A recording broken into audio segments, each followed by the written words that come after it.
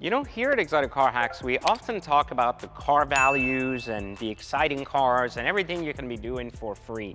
And while we have thousands of testimonials on our site, Exotic Car Hacks, about the value of what we teach for the last 15 years here on the internet and helping normal people drive exotic cars for free, one thing we honestly don't do enough of is share the stories of some of the students and how their lives have changed as a result of applying the exotic car hack strategy. Now, usually I don't do that because it kind of comes across cheesy in a way, and as a matter of fact, it comes across more as if it's an advertisement for the course. But the reality is, I kind of came to this conclusion the other day that I don't really give a shit if it comes across that way, because I think it's very powerful to watch individuals who have applied some of these skills and as a result completely changed their lives. So today I've decided that you guys know Emil. He is the gentleman that is on the podcast with me. He also happens to be the car cleaner. That's why he has a rag in his pocket where he cleans cars for a living. So outside of actually cleaning cars for a living and, you know, living the hard Dominican ways from the streets, he is actually going to go today and talk to Samad, which is one of our students here at Exotic Car Hacks, who has used a lot of our strategies to go through a lot of different exotics and currently has gotten himself up to an AMG GTR, a beautiful Bentley Bentayga fully modded, and an Alpina B7 for his wife. So he also has a really cool Supra. He didn't get that through the Exotic Car Hacks program, but he's done a really good job at embodying a lot of the Exotic Car Hacks values and using the resources in the course to actually be able to level his way up there. So today I figured, instead of doing a typical video, I would actually let you meet him and have him tell you a story, because I think it's pretty inspiring and exciting to watch how exotic cars have helped shape not just the minds, but have helped our students also level up in their business as a result of owning cars. So I'm gonna let Emil take it over and actually take you to Samad's house so you can see his cars and you can really see why exotic car ownership is so much more than just driving a cool, non-boring car. Can we take this in? Yeah. Damn.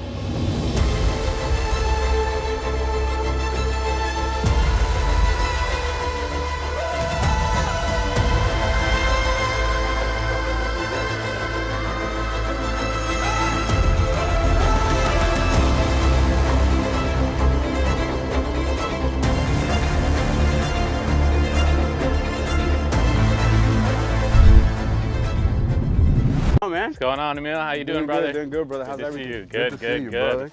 Welcome, welcome. Thank you for having us, man. Absolutely. We are here. This is a beautiful home you have. Thank you, my man. Gorgeous. Appreciate it. Thank you. Beautiful Parkland. We're here today. Obviously, we're having a little bit of a vlog, and we're gonna have a little bit of conversation about his experience with Exotic Car Hacks, what he loves about some of his cars, some of the cool things that he's gotten to experience being a part of this community of over 20,000 hackers. So just to get it started, just give us a real quick intro, bro, just for those who don't know who you are. Yeah, absolutely. Samad Joffrey, what's going on, everyone? I've been in Exotic Car Hacks for 5 years now, so it's a 5-year anniversary. Dude, congratulations. Thank you, amazing. my man. I love Appreciate it. It's been a long, fun journey, but I'm a born and raised South Floridian. Okay. Car guy my whole life. You know, I grew up with the Murcielagos on my walls. Yeah, of course. Playing Need for Speed, dreaming about, you know, how can I obviously own a car like that one day? You know, people grow up telling you it's so difficult, you know, the journey is so long. And then, you know, I started picking up into the course when I was 26.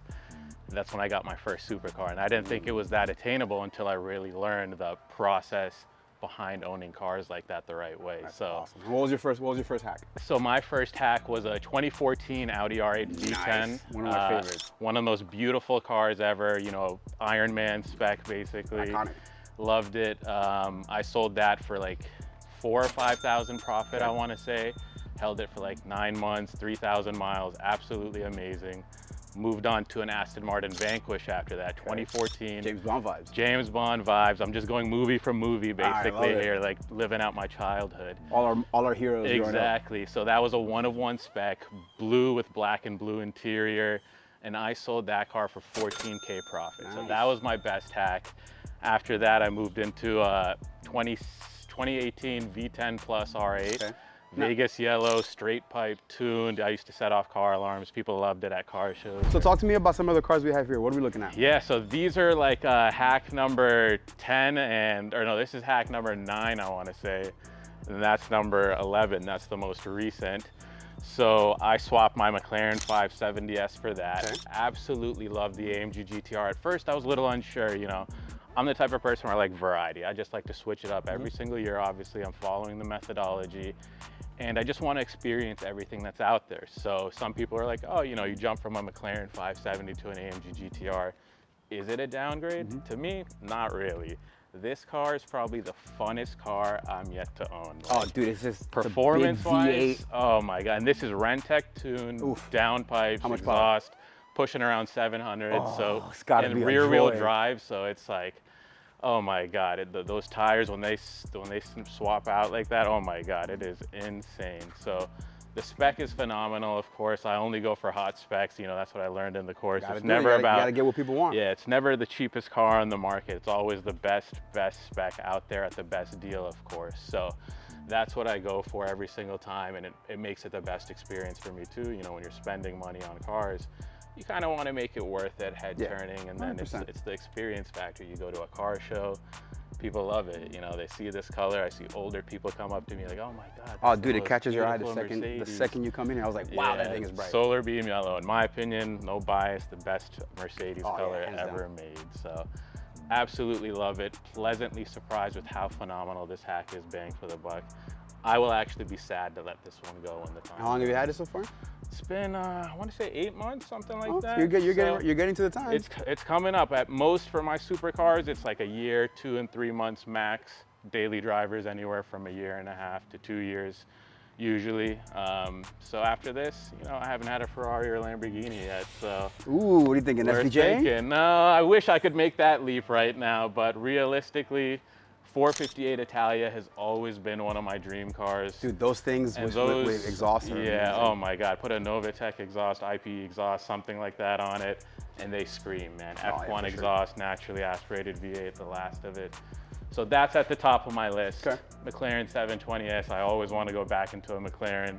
Love the doors up vibes. I mean, there's nothing better than that. This is one of the daily hacks. So I've had a lot of different daily hacks too. I've had an M5 competition, Rosa Corsa Red, one of the hottest specs ever. For my wife, I got her a Porsche Macan GTS, which she absolutely loves. I've had an S63 AMG, and then I also have a Bentley Bentayga Design Series. Fortunately, that's not here right now, but that is one of the sickest specs you'll ever see on a Bentayga. Again, no bias. Probably the hottest Bentayga in the country. And then bold statement. Yeah, for a Gen 1 Bentayga, if you see it, you'll definitely agree with that. And then this Alpina is another daily. This is what I swapped for the S63. And this car is absolutely phenomenal. I mean, BMW knocked it out of the park. When they say the ultimate driving machine, You're not joking? this is literally the ultimate 7-seater car. So this one's 6-seater with the captain's chairs, but the Alpina XB7, 620 something horsepower, 580 torque, I think it is. This thing literally feels like a supercar sometimes when I'm driving. And when it's just me and it's not weighed down, I whip this thing and I'm like, I feel like I'm in a two-door sometimes. Well, even the X5 that has the same engine gets up. Oh man, they move. So this thing, obviously, it could do with maybe like a little bit of an exhaust modification or something, open up the sound, but it's a classy daily. It doesn't need to be any of that. It already came perfect from the factory. 23-inch Alpina chrome polished wheels to go with the rest of the polished chrome on the car. Usually you'll see them with like the charcoal gray or the black. I'm not a fan of black wheels in cars. I'm not either. I love the polished where it makes it stick out. Exactly, and then it flows with the chrome on the Alpina, especially perfectly. Really when it's the gray or the black, it's like mismatchy. And then the interior, when we open this thing up, you'll see it's the peanut butter and jelly spec.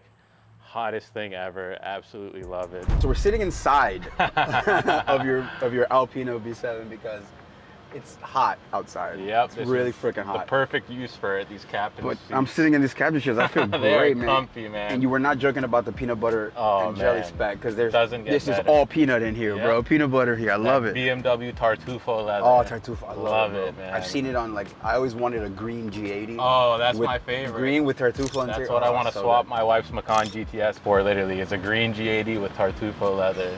That is the goal. So now that we have a little more chill and we're not as hot outside, talk to me a little bit about your experience with exotic car hacks. You know, how long you've been here, what you've learned, the people you met, just Give me everything. Give me the whole spiel. Yeah, so for the past 5 years, I mean, it's been probably the best knowledge and investment I've made in myself to this day. I mean, I took the course with a leap of faith. I met PJ at a car event, and I was like, yeah, I mean, this seems like it makes sense. Like, let me just give it a try. And I went for it, and wow, 5 years later, 11 different hacks, lifelong friends made, relationships made, business opportunities, deals closed. There is so many things that have come to fruition out of the course and being a part of Exotic Car Hacks and all the different things that it allowed me to get access to. Man, I can't even tell you. Like, I really never thought growing up that I would get into a supercar at this age, at the age of 26, but obviously, you know, I was making decent money, but I just wasn't aware of the right way to buy cars. I was leasing cars before. I had an M4 Yas Marina Blue, 2018. I was leasing it. I was paying $1,000 a month for that car over 36 months, which basically means I spent $36,000 over 3 years. Plus exceptions and all the bullshit. Yeah, to own that car.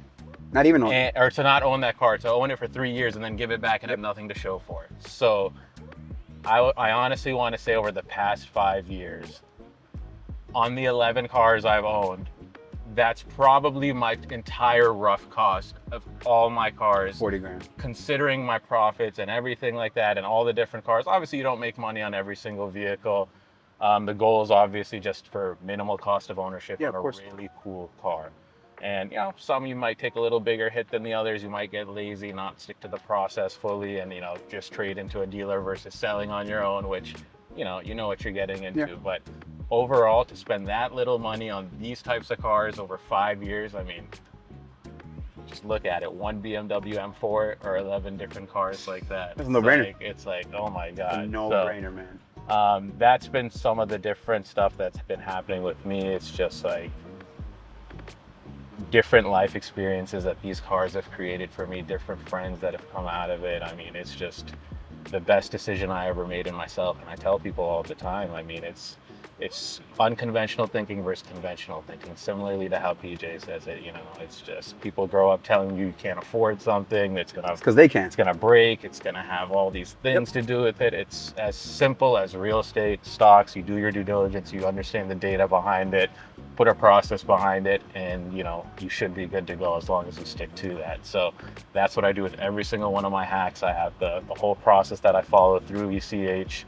I have a whole Excel spreadsheet basically that I use also to basically forecast my hack and kind of calculate what are my potential costs going to be and everything on anything that I buy. So if it wasn't for this course, I was not going to be able to do any of that stuff. I didn't have just that basic knowledge into the car buying world on how to do it the right way. You know, some people, they just aren't exposed to that. So you might be a car guy, but if you don't really understand how to buy them the right way, you're just doing yourself a disservice, to be honest. So allowing me to now move into these types of cars with ease is like the best part of my life, I want to say. Dude, aside from my wife and my family, I mean, this is the happiest moments of my life with these car experiences. That's awesome, man. So I just absolutely love it. I mean, it's been different supercars, different daily luxury cars like the Bentayga, what we're sitting in now, the McLaren and all that. And again, if it wasn't for Exotic Car Hacks, I really don't think I would have ever been able to experience all those different cars over the past 5 years. So dude, that's awesome.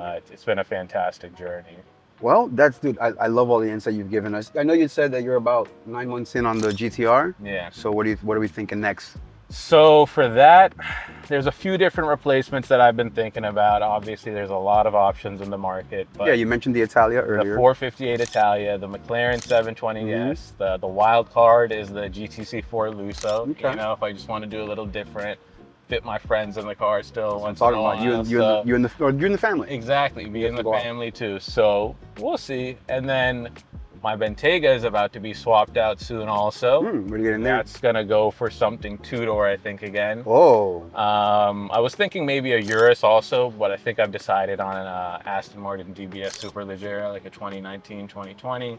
PJ's got a nice... His is the straight James Bond. That gray and red is wild. I would do anything to own that one. I think it's so sweet. But hopefully I can come across something that's the right opportunity and I'll make the switch and we'll keep hacking away. Hell yeah, man. That's what I And love to every hear. year goes, a new hack will arrive, or a few new hacks. Dude, I love it. All right, so if you had to give us a little bit more of an in-depth look as to how you've been so successful with ECH, something, don't give us too much of the sauce because you can't give them all the sauce, but give them just give them a little bit of sauce on top so they see what they're working with. Yeah, absolutely. I think one of the key things that I learned from exotic car hacks is, like, obviously everyone knows the cool cars that are out there. What are some of the fun cars to drive and buy? But it's like, how do you determine what makes it the right buy?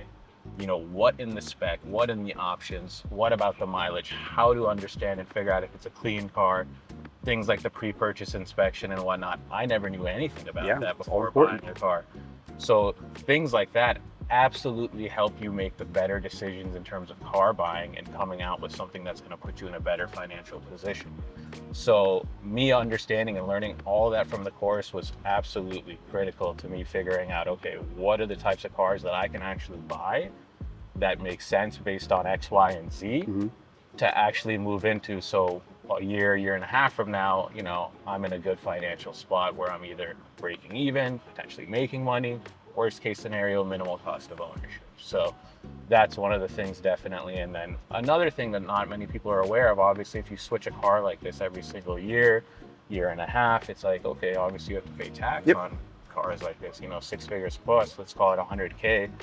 You know, you have to pay that 7K tax every single year. I mean, that's going to add up. How are you actually breaking even? How can you actually do that?